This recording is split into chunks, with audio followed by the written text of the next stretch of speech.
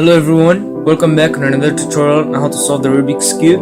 In this video, we'll be simply talking about how to get faster on the Rubik's Cube using the beginner method. So we're not gonna go into advanced method, we're just gonna use the beginner method, but I'll be showing you some shortcuts. Let's get started. So, the way that I look at it, I see that there is 4 things that you have to do to get fast on the Rubik's Cube and still stick to the beginner method. The first thing is that your cross. You have to solve it all at once instead of bringing the edge pieces down. I will show you that in a moment. Second thing is your F2L. I'm gonna leave that as an option for you because some people really look at F2L as an advanced thing. And the third is OLL, which is your yellow color face, and PLL. I will be showing you that. So let's start off with our cross.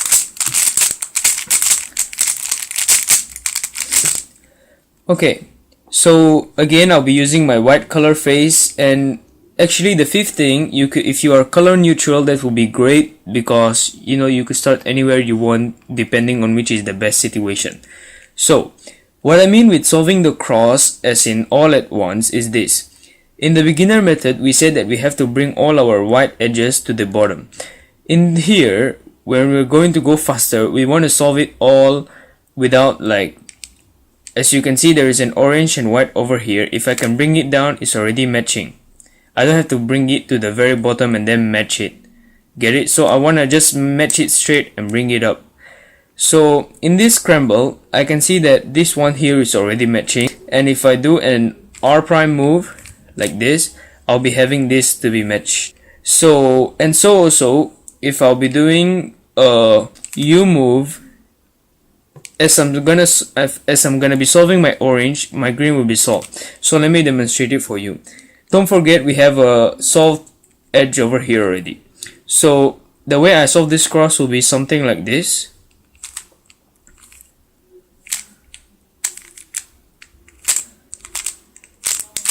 You see, I've got half of my cross solved, and then it's okay, since this is still a beginner method, you can go ahead and look for your other edge piece and then solve it normally.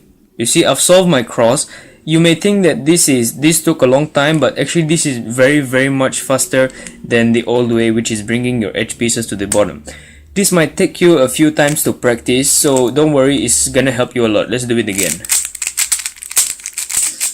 So as you can see here, this time we have already an solved edge, a perfect solved edge, a blue and white edge over here, and a green and white edge over here. So now I know that if I could do this and this, I'm gonna match this over here, and now I could easily bring this to the back to match it here.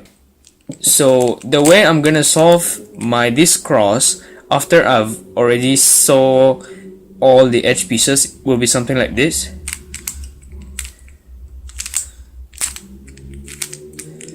And then I just need to bring up my edges. You see, I've got my cross. Don't worry, just practice and you'll be good at it.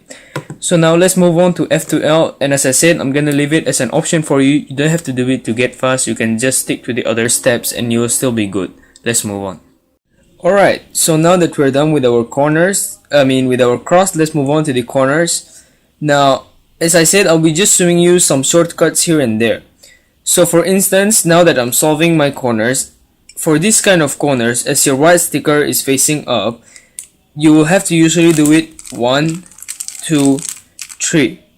But now, you don't have to do it 1, 2, 3. You could just do 1, turn twice, down. Then you could just do it once again, and then you will get that in.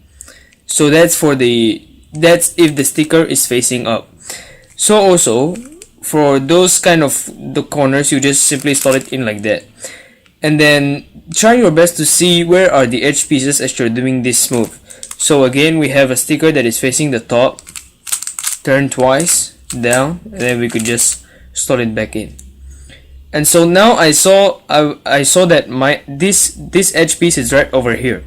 So instead of me moving to this corner, I could just straight away solve this edge piece, and then I continue with the rest of the cube.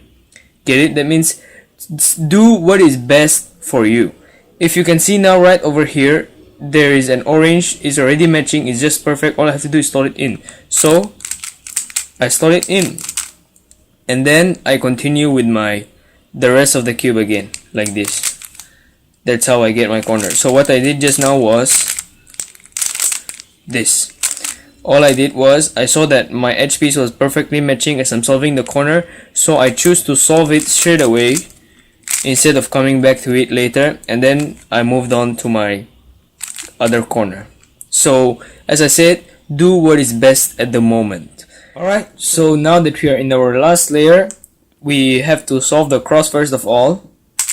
When we have a dot again, we do an F, R, U, R prime, U prime move, and then we get this, and then we go a wide F, R, U, R prime, U prime.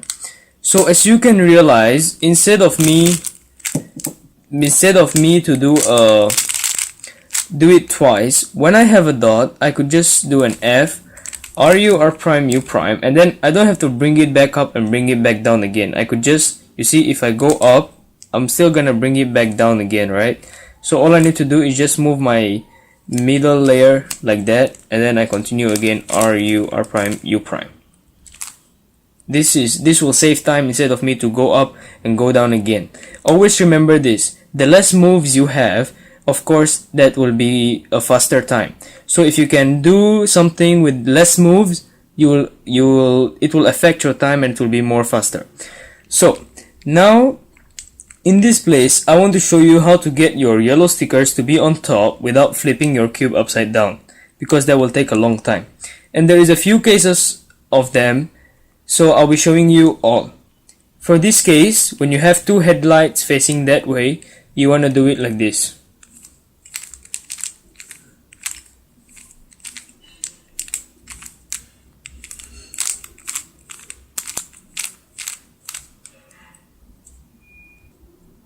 When you have two headlights facing there and one headlight facing you, which also tells you that there is another headlight facing there, you want to hold your cube this way and you want to do this.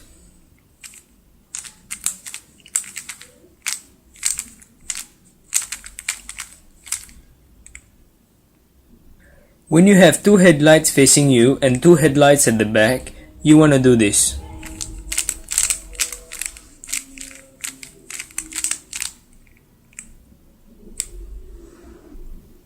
When you have one headlight facing you this way and the other one facing there, you want to do this.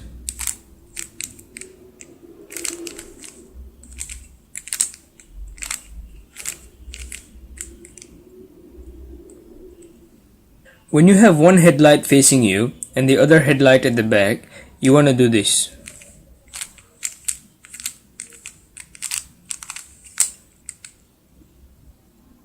When you have a headlight facing you from your left hand side, like this, all the headlights are on the left, you want to hold it, hold your cube this way. A top is like a fish, and you want to hold the top right, the corner on the top right, and you want to do this.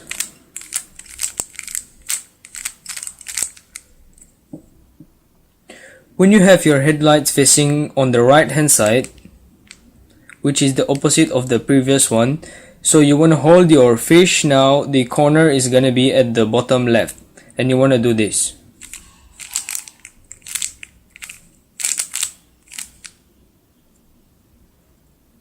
And that was how we solve our we solve our yellow color stickers when all our edge pieces are oriented, means when we have our cross. So all those cases that I show you just now, the way you're supposed to solve them is just by taking a glance on it. You're not supposed to look for a while. You're just supposed to take a glance and then you should know what to do. For instance, if I'm solving and I had this case, I shouldn't start staring at it for quite a while. I just need to take a glance. I see a fish, the corner is on my right, I do my algorithm and I get it solved.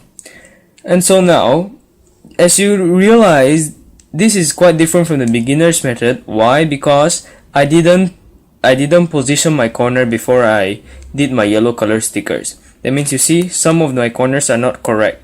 Don't worry, because in this algorithm we're gonna swap a corner without messing up the top face, and it's gonna be also quite faster than the beginner's method. So the algorithm to swap the two adjacent corners is this.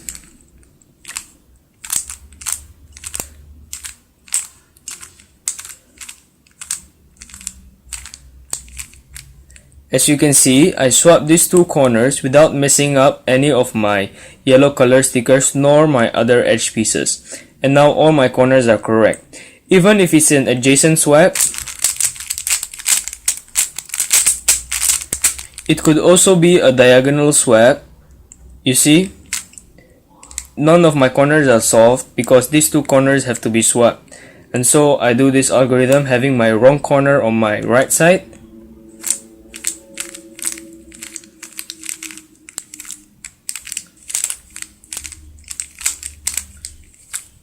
As you can see, I swapped these two corners. And now I also want to show you how to know which corners are the one to be swapped. So as you can see here, you will have a bar. It doesn't have to be a straight bar. As long as these two corners have the same color, you know that these corners are the one that has to be swapped. You see, red and red, it's considered as a bar. You don't have to worry about the edge piece because we're dealing with corners. So red and red, that's a bar. I need to swap these two. That's the final conclusion. And then I just swap them. As you can see now, I have the same colors again. So now it's finally correct. When it's a diagonal swap, you'll realize that you have no bars. You see, none of the corners have a matching color. It could be like that, it could be anywhere. As long as you don't see any bars, that's to say it's a diagonal swap. So you just do it wherever you are.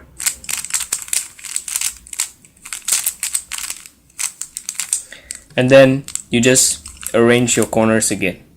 You see, that's how. And finally, our last case, which is this case, which is placing the edges. To beat your previous time score, you don't want to really kind of arrange your corner. You just, even if it's like that, you solve it when it's like that. So you just need to follow the bar if you have one, and then you see that blue is coming here, and I do this algorithm.